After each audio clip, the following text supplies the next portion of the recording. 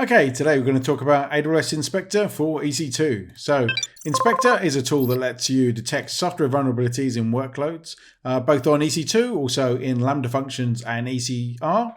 Today we're only going to be talking about EC2. There's a separate tutorial covering the other two. So the way Inspector works is it assumes that you have initially an SSM agent installed on your EC2 instance. This is true for most AWS machine images that are available currently. The Amazon provided Windows instances and also Linux instances will already include this. A lot of third-party images, for example, the Ubuntu image, will already include this as well. That SSM managed agent is used to provide continuous scanning of both the operating system and the software running on your machine.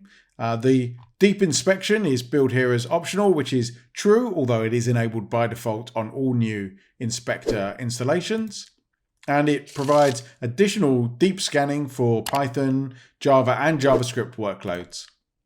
Everything from Inspector, everything it finds is available in an Inspector dashboard, and you can also see the output in Security Hub. There will also be events from AWS Event Bridge.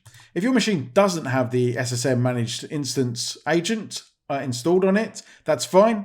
Inspector will still scan your instance, although it won't be exactly continuous scanning. It does periodic scanning. And the way that works is it does an EBS snapshot of your instance and then looks at the files within that file system image after scanning the file system image is removed. The output is done in exactly the same way as the agent-based scanning via the dashboard.